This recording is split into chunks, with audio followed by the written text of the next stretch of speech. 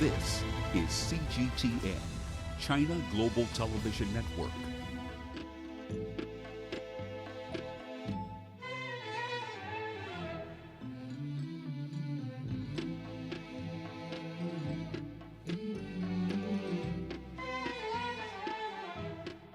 This river has been known by quite a few names over the years. Ancient Egyptians called it Ituru, meaning river, and Arg, meaning black, after the fertile black soils deposited along its floodplains year in and year out. It's also been nicknamed Father of Life and Mother of all men. But despite its many names, one thing is for sure. The Nile is the longest river in the world and has been the lifeblood of Egypt since the dawn of time.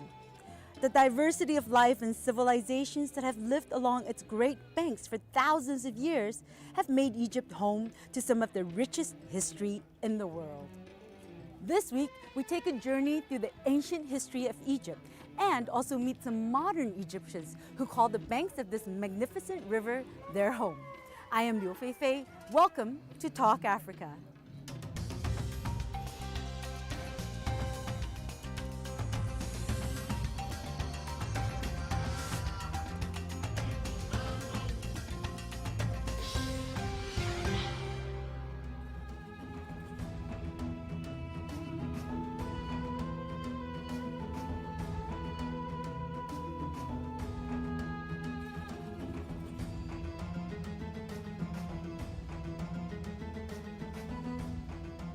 Egypt is home to innumerable wonders, some of which are still being discovered today.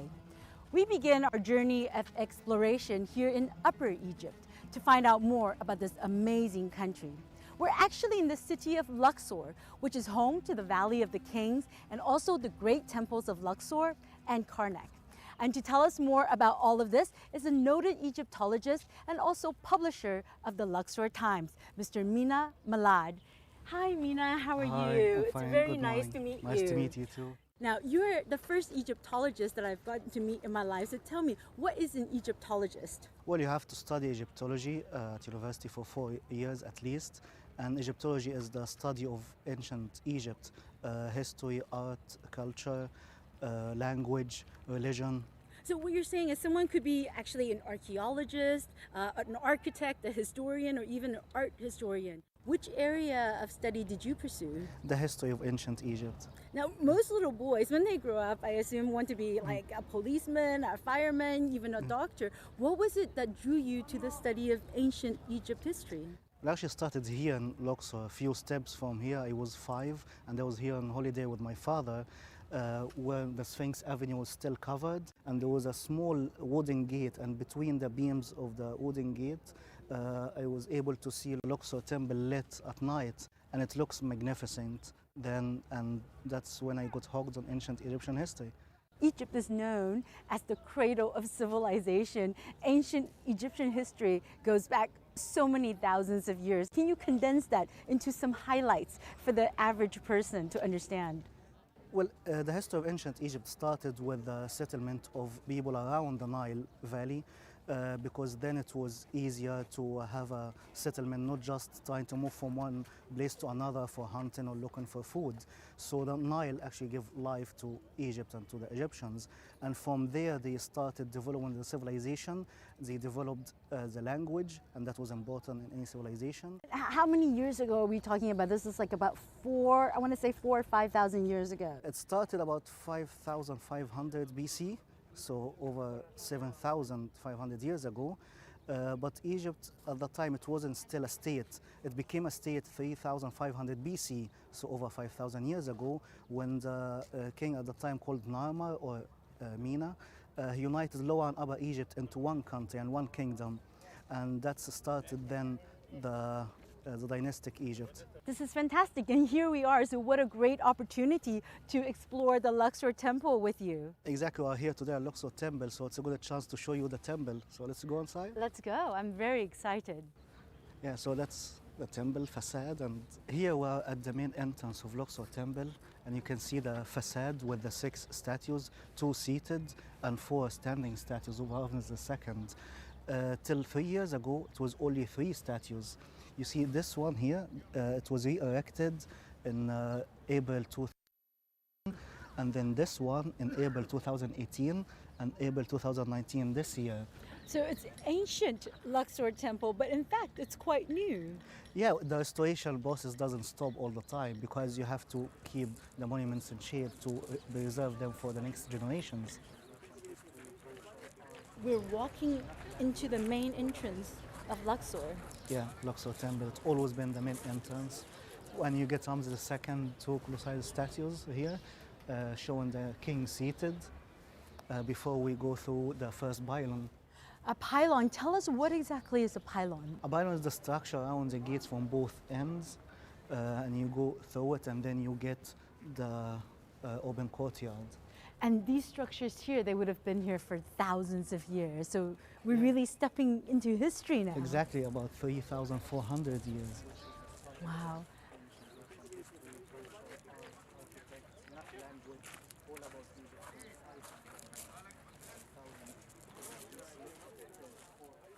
Through all these rise and falls of the various dynasties and pharaohs, what role has the Nile played in the life of Egyptians? Well, without the Nile, as Herodotus, the Greek historian, said, Egypt is a gift of the Nile. Well, it's a gift of the Nile and the Egyptians, of course. But the Nile played a major role of making the people settle around the Nile in this land and create a civilization, because without the sustainable source of water and food, people would be like nomads and traveling all the time. But of course, they had to, because when they found the source, so they settled around the banks of the Nile and built a civilization. Now, when we look back through these thousands of years and all these different kingdoms, what are some of the great pharaohs that, as an Egyptian, you are still proud of today? Well, there are so many, like Ramses II. We are standing here at his court at Luxor Temple, and you can see his big statue there. He was really a master of propaganda, and he used to leave his name everywhere, even if it wasn't originally his. He would just put his name and his cartouche with his name and claim it for himself, or use some of the monuments for himself. And you know, he was a king for 66 years, so he had a long time to do this. He had over 70 wives and over 120 children, and he outlived 12 of his sons. So even the one who succeeded him to be the king was Merin Betah. He was number 13, so he was the lucky 13. Oh, I had no idea there's a lucky 13. That's always good to know, right? I think for the average person, though, like myself, there are certain names that we've become familiar with, like Nefertiti, Cleopatra. Was she also considered a part of ancient Egypt, or is that moving already into modern times? Well, Cleopatra can be considered the last ruler of ancient Egypt, because after that the Romans came to Egypt, and Egypt became Roman province for a long time after that. Now, speaking of this great civilization, I think one of the great things that have been left behind for all of us, for humanity, are these colossal creations, architectural wonders. Can you tell us what some of the main ones are in Egypt? Well, of course, the Great Pyramid, you can't beat that. It's the biggest structure was ever built in ancient Egypt, and it took over 20 years to finish. You have obelisks all over Egypt. Well, many of them are abroad now, but you still have obelisks here in Egypt. And the craftsmanship was brought into these monuments, especially the colossal one. It's phenomenal, because even with modern days technology, some would be difficult to make. Speaking of pyramids, I've learned that there are actually over 118 pyramids that have been 124 to be precise. Oh my goodness, 124 pyramids, and that they were actually built to launch the pharaohs into their afterlife. Can you tell us about the symbolic importance of the pyramids? Well, the pyramid was the development of the tomb. Like ancient Egyptians start burying the deceased in a bed with leather around, and then they start doing the mummification. The tomb developed into what we call mastaba, which is one step built over the tomb. And then the mastaba developed into a pyramid with 6 mastabas, which is the step pyramid. And after that became bigger structure like the Great Pyramid and the other pyramids. And some pyramids were not even made as tombs. They were just symbolic ones and much smaller ones, not all the 124 as big as the Great Pyramid. Some of them are small because they just the symbol and the shape of a pyramid.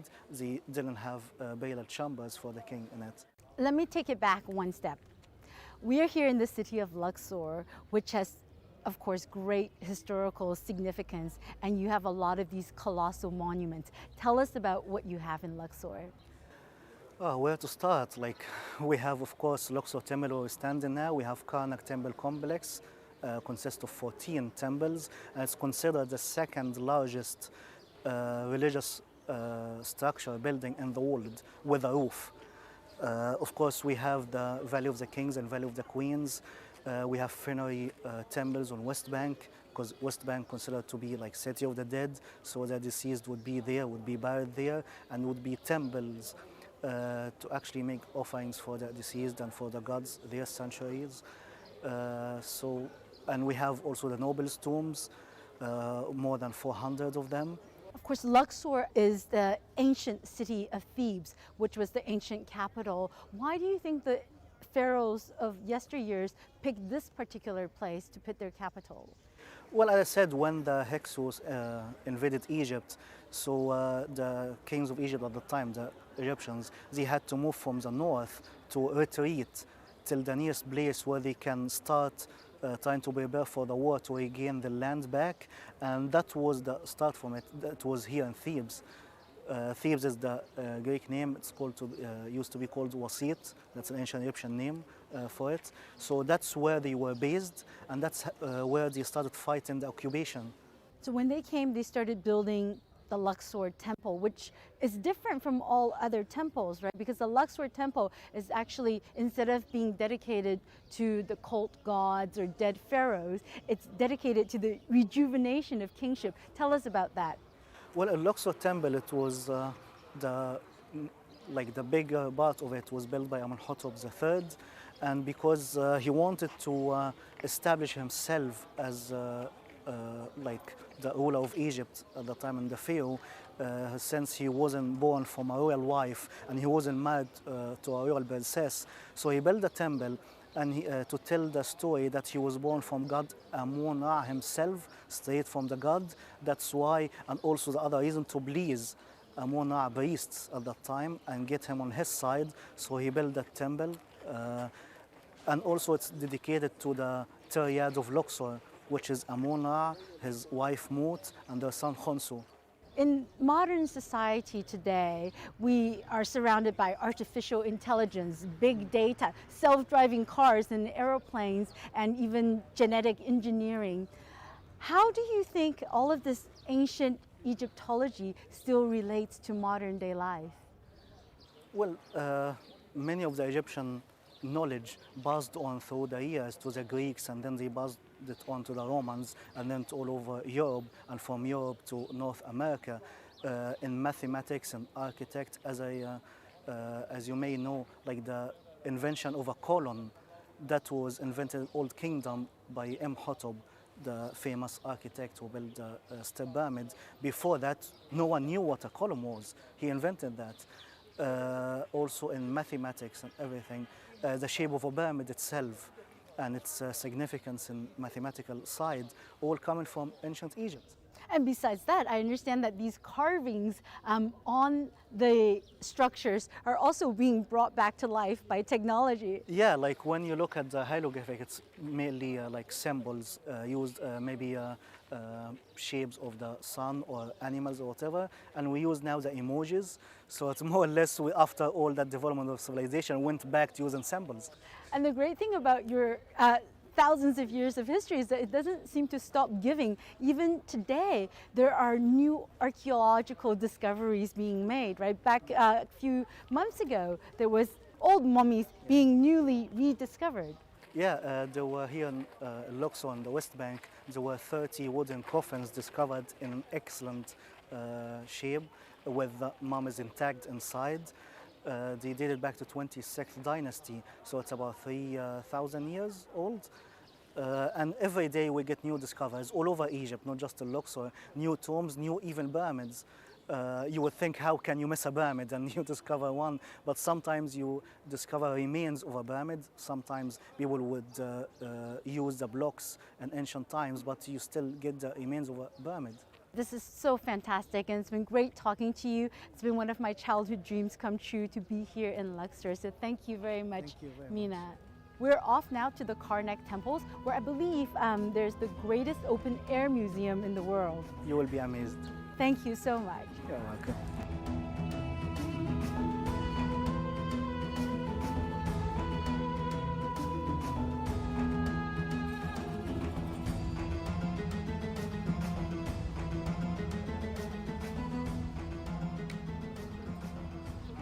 And now we have arrived at the Karnak Temple, which is a part of the world's largest temple complex. Joining us is Mr. Talib Garib, who is the director here.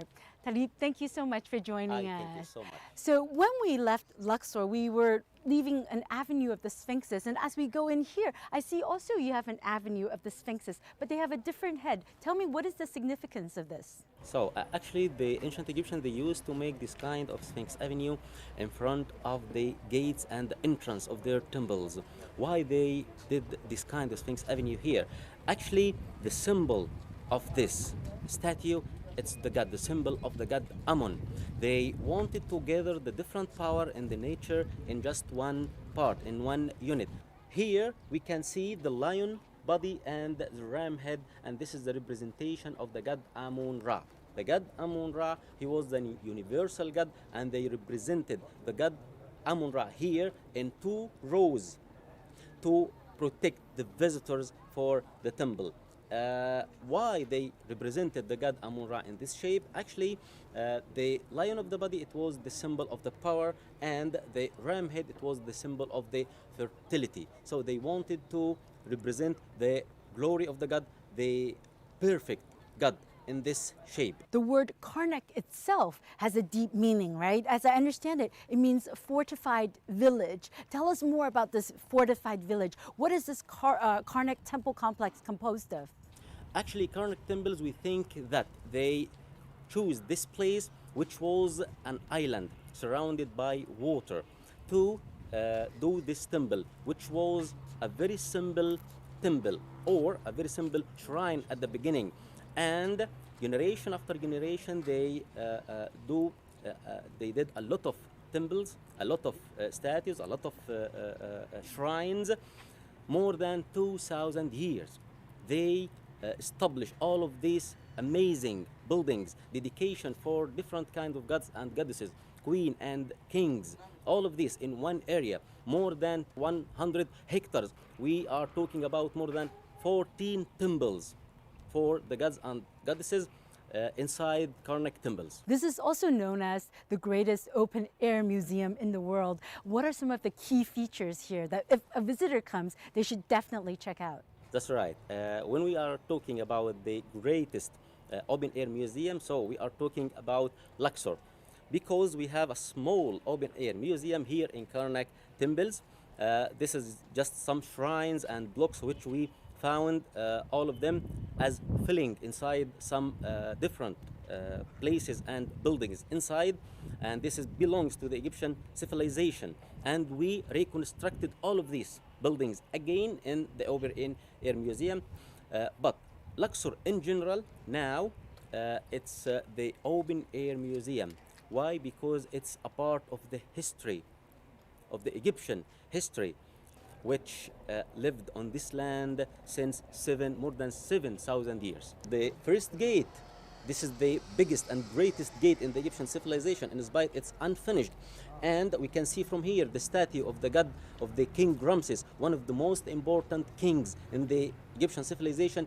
And from here we can see the Holy of Holies in the central area of Karnak temples. And the Holy of Holies, this is the most important part of all of the temple, because actually it was the place of the golden statue of the god Amun-Ra, which was of pure gold. And of course the two obelisks, which standing until this moment in situ, in its original place. You know, Egypt itself could be called an open-air museum because so. you have amazing archaeological sites everywhere. The most visited one is the Giza pyramids, of course. The second is here. Why do you think year in and year out so many visitors from all over the world are drawn to this spot? I think that it's very important for the people to come to visit this civilization. We are talking about these people who lived here since 7,000 years, and they succeeded to build this in spite of there is no machines, there is no kind of technology, and they succeeded to build and colored, and they did amazing work. I think it's very important for anyone to come to visit, to see, and to believe that we had these people who lived on this land at that time, and they succeeded to build this kind of constructions, huge constructions, without any kind of technology at that time or machines. So much to see and so little time. Thank you so much. Thank you so And much. now it's time for us to take a break. But when we come back, we're going to hop onto a felucca as we continue our journey of exploration down the Nile.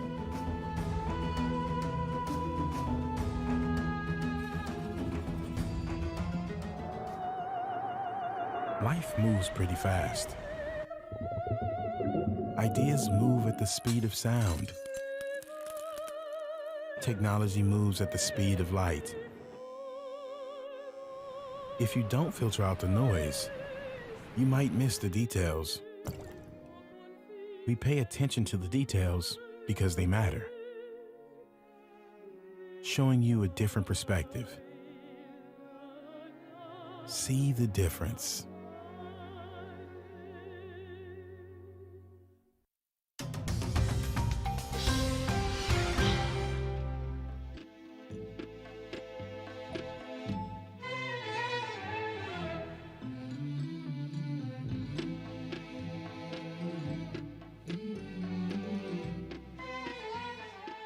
For thousands of years, Egyptian civilizations have lived along the banks of the Nile and have relied on it for both its life-giving water and also for transport between Upper Egypt in the south and the Mediterranean.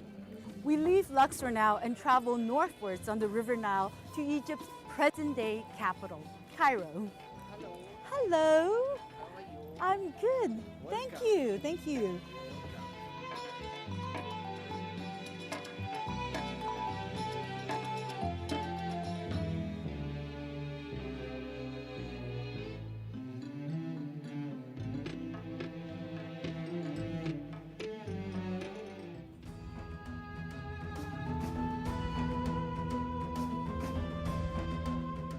Cairo is one of the largest cities in Africa and is located in northern Egypt, also on the banks of the Nile. It's a bustling metropolis of over 20 million people and reflects the diversity and richness of thousands of years of cultural history. Now, all of this history is found in museums, though. There's so much right here in Cairo's streets and in the traditional cuisine of Egypt. On the next step of our journey, I leave behind archaeological history to try some local foods which have been a part of Egyptian history for thousands of years.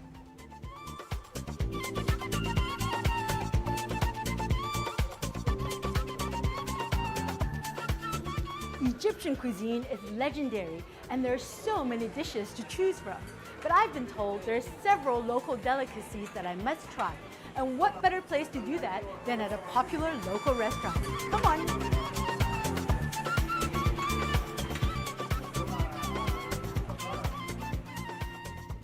Ibrahim, we've just come from Luxor and we've learned so much about the pharaohs in Egyptian history.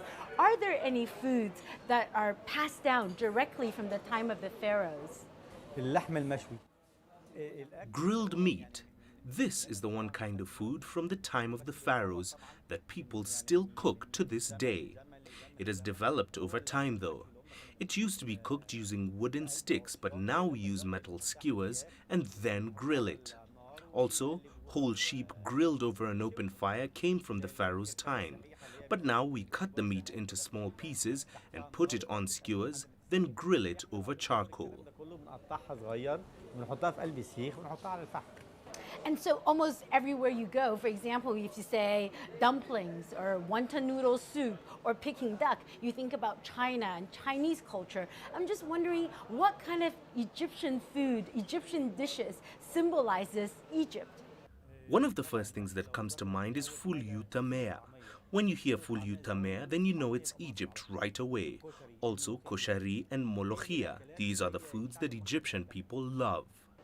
And so do you have molahia here in your restaurant?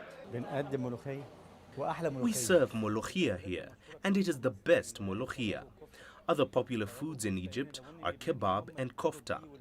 Even though these foods originally came from the Lebanese and Turks, Egyptians were able to change the taste, and when people come from their other countries and eat it here in Egypt, they find that ours tastes much better than what is made in their home countries. When I've been walking around, I've seen a lot of spice shops selling various different spices. What are the defining spices in Egyptian cuisine or ingredients?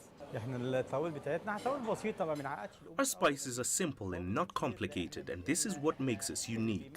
We don't use a lot of spice in our food. Our main spices are salt, hot pepper, and cumin.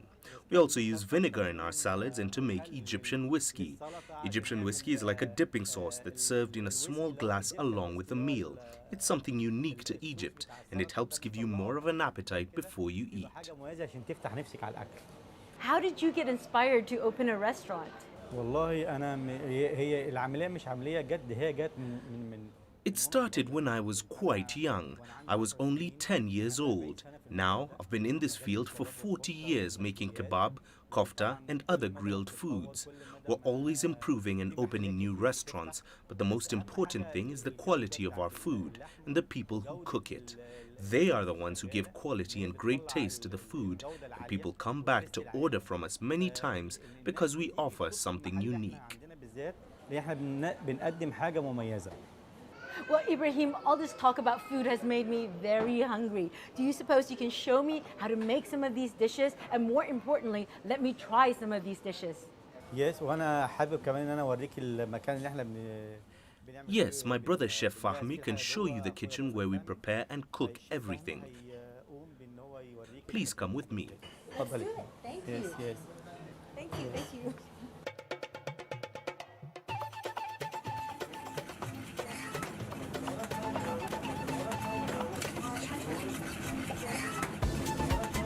This is kofta. Okay, all right. You would think that it's very easy, but actually there is a lot of risk action involved here. Okay.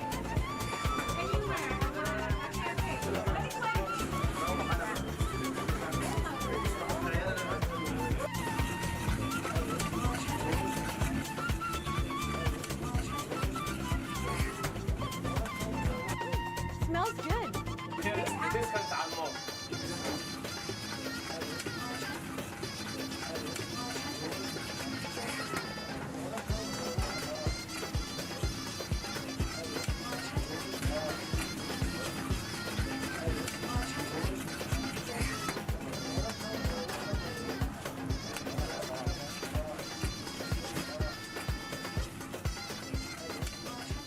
We still have so much to see and experience here in this amazing land, but unfortunately, we're out of time this week. So do join us again on our next show as we continue our journey through Egypt to explore more of life along the Nile. From me, Liu Feifei, and the team here in Egypt, thanks for watching and see you next time.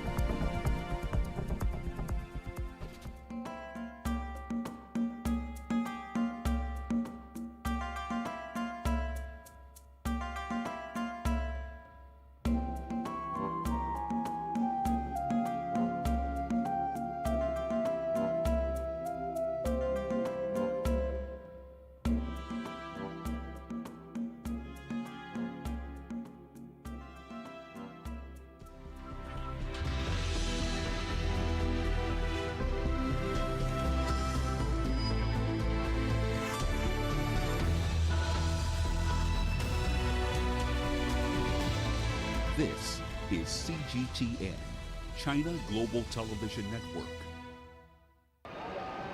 In the first round of beatings, Wangari got very severely injured. It's like they had targeted her. So she got hit on the head, she got hit on her back, everywhere. You'd look at her at home and wonder, is this the same person? Because she's so gentle and calm, like a dove at home. And then she gets out there, and the passion for whatever issue it is of the day that she's concerned about, you know, she'd really fight hard. Wangari had the best smile, and she maintained it to the last minute.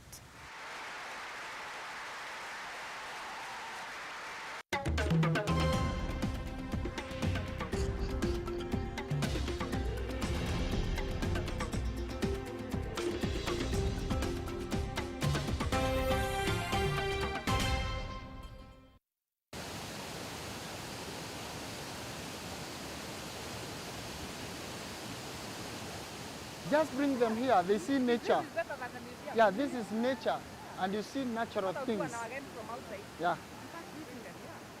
This part is very deep, but there are times when school children do come, you know, they are very creative.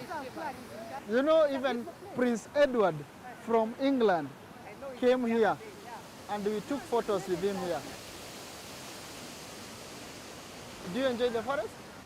John Chege is chief guide at Karura Forest, 2,500 acres of natural woodland in the Kenyan capital, Nairobi.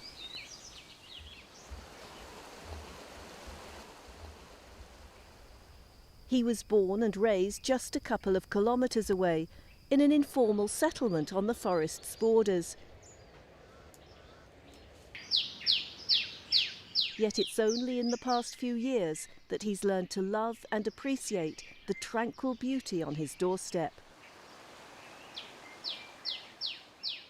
Karura Forest is a place to enjoy, to be enjoyed by many.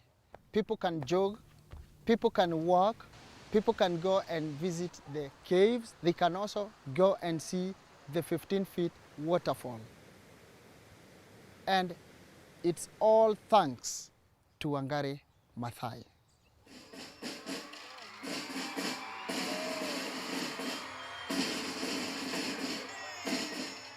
Wangari Maathai was a force to be reckoned with. She was recognised across the globe as a warrior for the environment and a campaigner for human rights.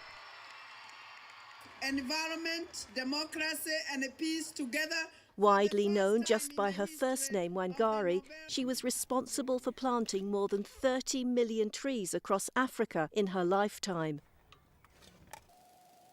But she did much more than simply plant trees. As well as for the environment, she stood up for women, for the rural poor, for justice and democracy. And in so doing, she put her life on the line. Whoever met her was first of all struck by her as a person, but then as they learned about her and what she did, became inspired to do more themselves. And I think that is the greatest legacy that you can leave, in a sense, as an individual who interacts with others and has proven that sometimes one person standing up for a cause is the beginning of many others joining it. Thank you that you give us children the chance to share our thoughts with you.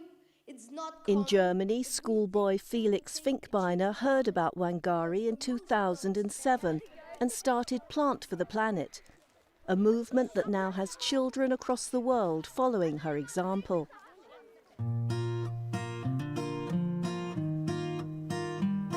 I was in 4th grade, 9 years old, and in our class we had the unit about the climate crisis. And during this unit I learned a lot about Wangari Maathai, the Peace Nobel Prize laureate from Kenya, and she planted 30 million trees in 30 years with many, many other women there. And in this unit, I developed that idea that we could plant 1 million trees in each country of the world. In Japan, Wangari is feted as a celebrity and holds one of the country's highest honours, the Grand Cordon of the Order of the Rising Sun. She's particularly loved for giving a new lease of life to the Japanese word motanai, which, roughly translated, means it's a shame to waste it. It's now the name of a campaign that promotes waste reduction, reuse and recycling. We take, we use, we throw away. We take, we use, we throw away. We take, we use, we throw away. We take, we use, we throw away.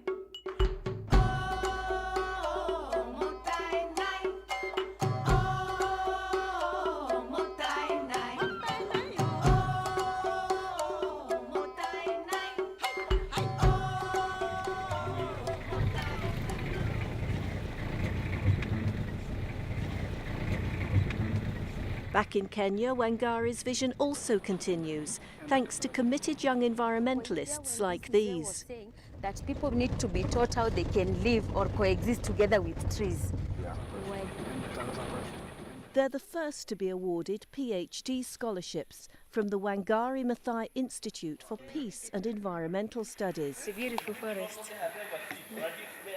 Their research has brought them here, to the Eastern Nile forest in Kenya's Rift Valley. Just listen. There's a sound, isn't it?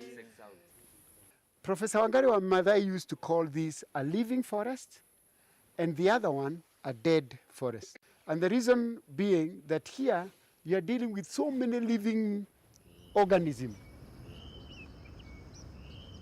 Human settlement and illegal logging have caused the ancient woodland to shrink dramatically.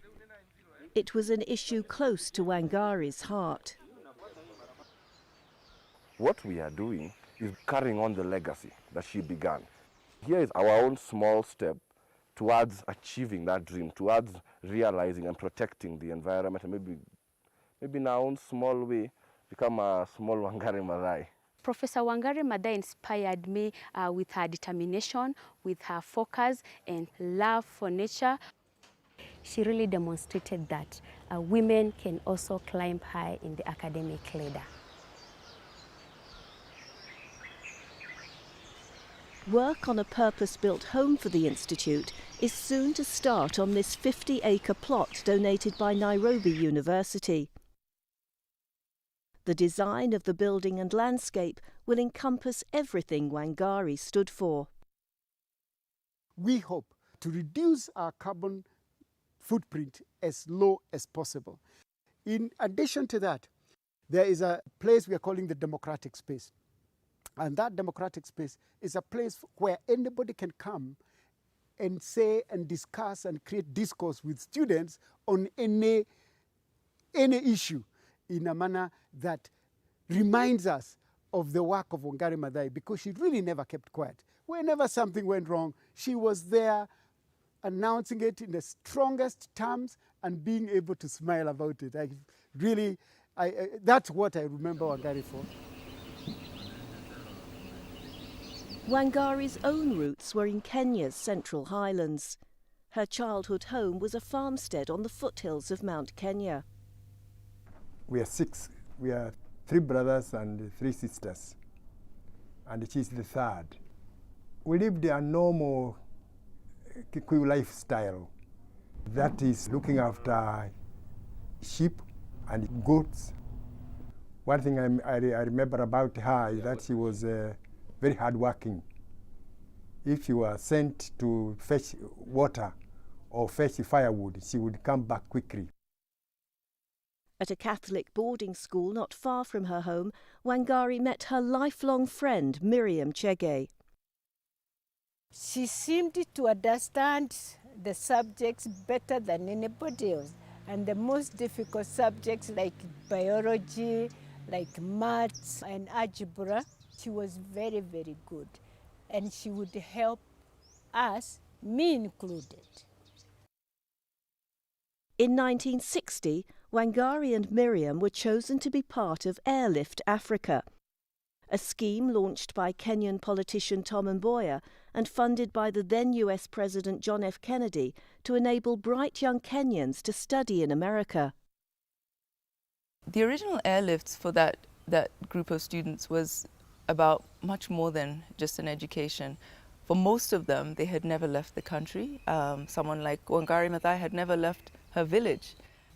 I believe for Wangari, the experience must have given her a broader outlook, a sense of knowing where she ended up, a sense of a bigger role that she had to play beyond her immediate community, beyond her country even. We had not lived with Europeans, call them white people, in our schools here during our time.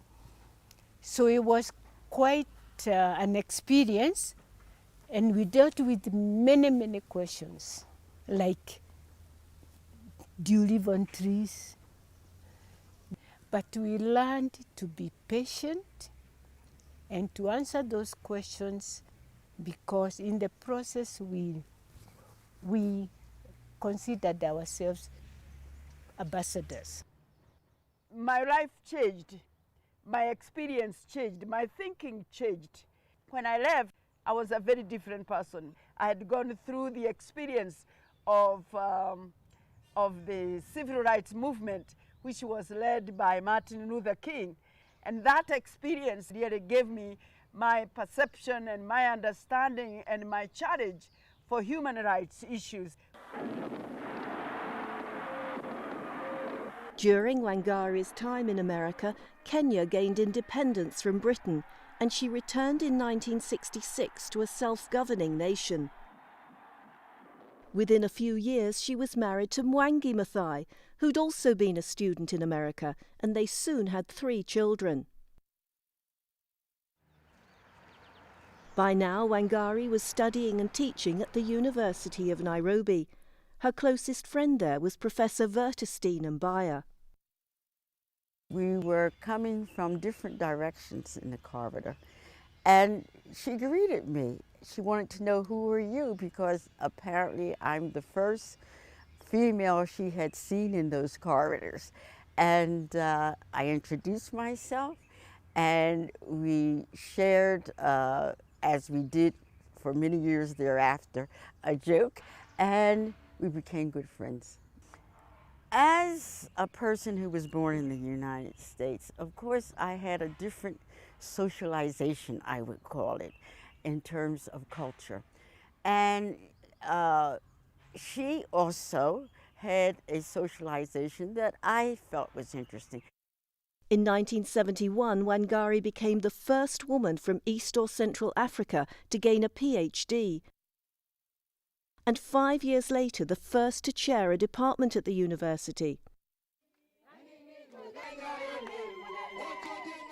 The 1970s saw her becoming increasingly active and outspoken on issues affecting the environment and human rights. She founded the Greenbelt movement and called on people to support it by planting trees. Nobody would see anything wrong with you planting a simple tree. So planting that tree symbolizes nurturing democracy, nurturing good governance. Planting that tree symbolizes protection and conservation of forests. Planting that tree also symbolizes the better management of our natural resources as a country. So it was a simple act with profound meaning. Yet at the very time the movement was gaining in strength, Wangari's marriage was falling apart. Wangari herself was such an independent-minded person that I think that her independent mind perhaps may have made the two of them come to the conclusion that this may not work out too well, the way couples do. When the divorce was finalized, of course, it is true, certain responsibilities you're now released from. So she had an opening to focus on issues that mattered to her.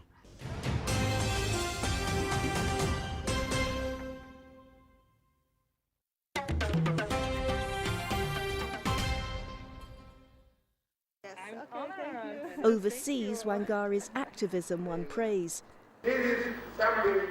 But in Kenya, it put her on a collision course with the then president, Daniel Arap Moi. At one stage, he called her a madwoman and a threat to Kenyan security. In 1989, on learning Moi planned to build a $200 million business complex in Nairobi's green centrepiece, Uhuru Park, Wangari protested. The danger became particularly great when she opposed the development. It had great economic repercussions. When she had the courage to make it an international issue, which she did when she wrote to Prince Charles that something was being done in Kenya that would not be done in England at Hyde Park. Now, when she did that, to many she had crossed over the line. Her protest gained the attention of the world's media. International investors pulled out and plans for the complex were dropped. When that happened, it did seem they wanted to punish her. And that punishment could have been very severe and very dangerous. And that's when she did what we call went underground. That's when she went into hiding. Well, I just thought that they could physically abuse her and they might eliminate her. They might eliminate her, yes.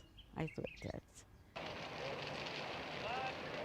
In 1992, Uhuru Park was again the focus for protests when Wangari and other women staged a hunger strike to push for the release of the country's political prisoners.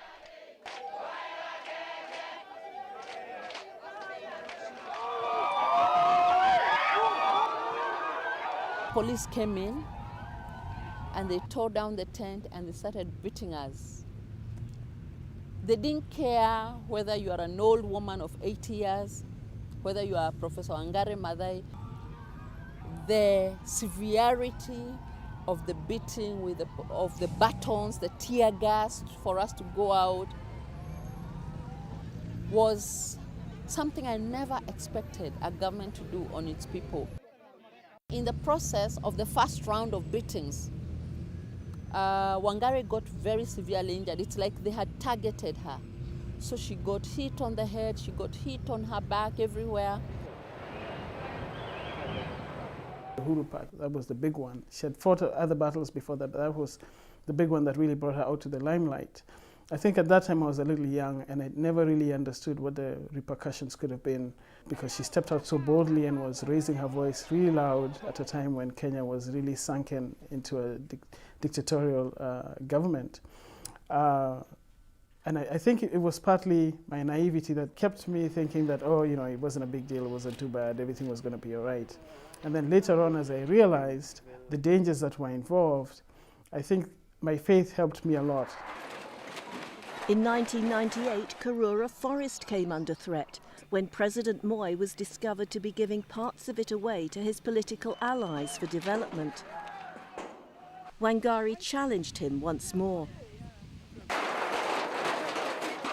Meanwhile, in an attempt to stop bulldozers destroying any more of their forest, local people took matters into their own hands.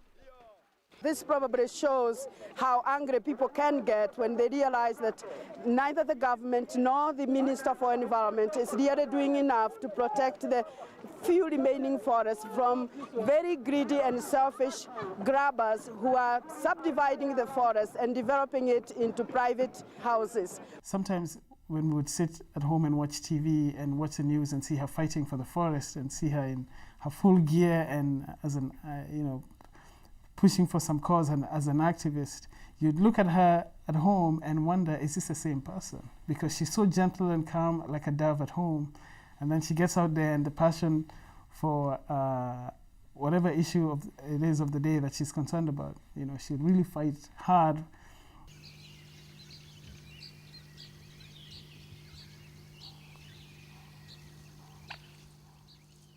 The tranquility of Karura Forest today is a world away from those scenes of anger and destruction.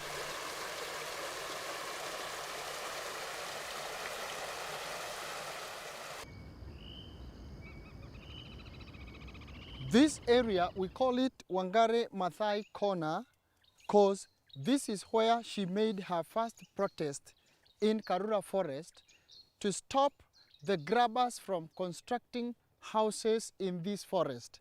And this place, we have preserved 5 hectares, of which Kenya Forest Service and Friends of Karura Forest have already planted 5,500 tree seedlings.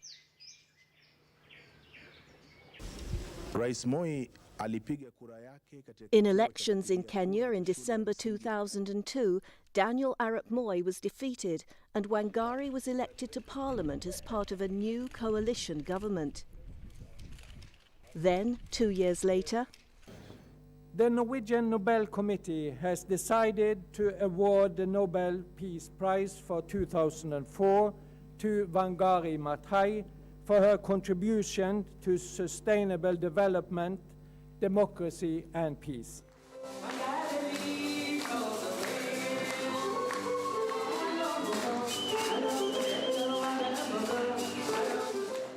in Kenya, the environmental warrior was now the toast of the town.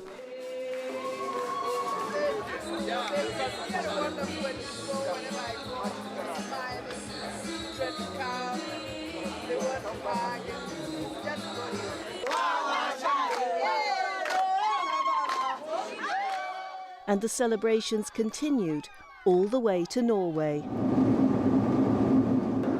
It's an exciting time for me, and I hope for all Kenyans. It is something that has happened to us the first time.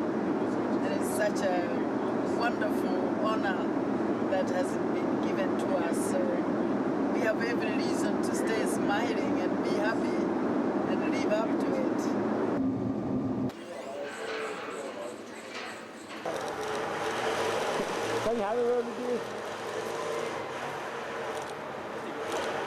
So welcome to Norway. Thank you. Thank you so much. What are your expectations for the next few days? Well, I'm sure it will be wonderful. That I'm sure of. It already started wonderfully last night. The flight was great.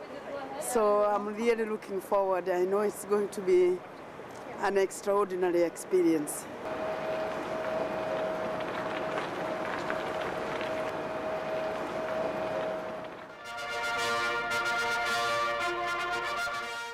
Wangari Maathai was the first African woman and the first environmentalist to receive the Nobel Peace Prize. To her countless supporters, she seemed indomitable. And when she was diagnosed as having cancer in 2010, few could believe it. Even Wangari herself found it hard to take in. She certainly believed she had many more years to live. And she was an optimist that with modern medical attention, it would prolong her life.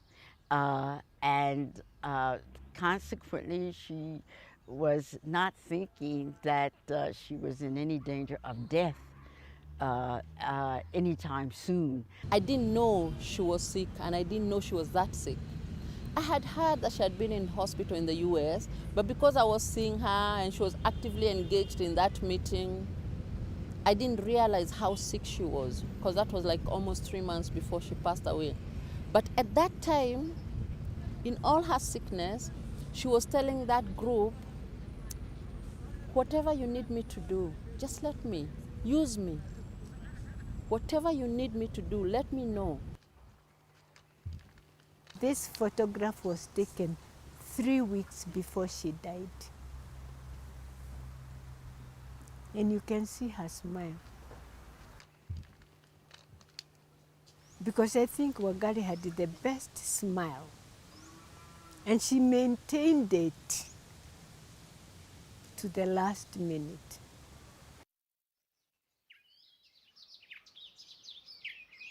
Wangari Maathai's death at the age of 71 brought tributes from around the world. But perhaps the biggest tribute of all is that people all over the globe have been inspired by her vision.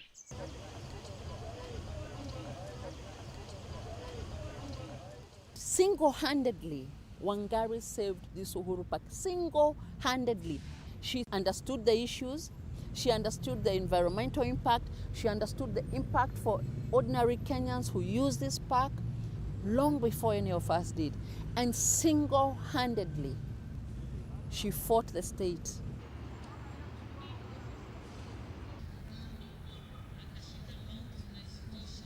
The reason why I love coming back here now, it's really symbolic of her strength. A woman's strength, a one-woman strength. Seeing people walking freely here, seeing people sleeping here, and seeing trees growing, and half of these trees, of course, Wangari has been part of planting, is really a sign of Wangari's legend and life and what she wanted to leave behind.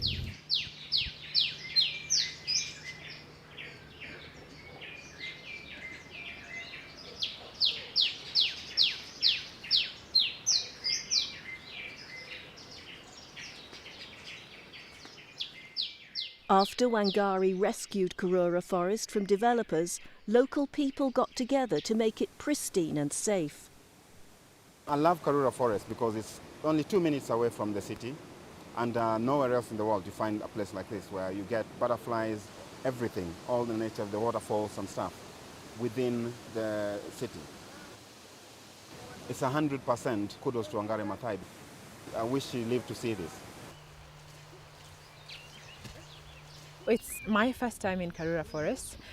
It's beautiful, it's amazing. I can't believe I've been missing all of this. It's very refreshing just to be able to come to a place that is so tranquil.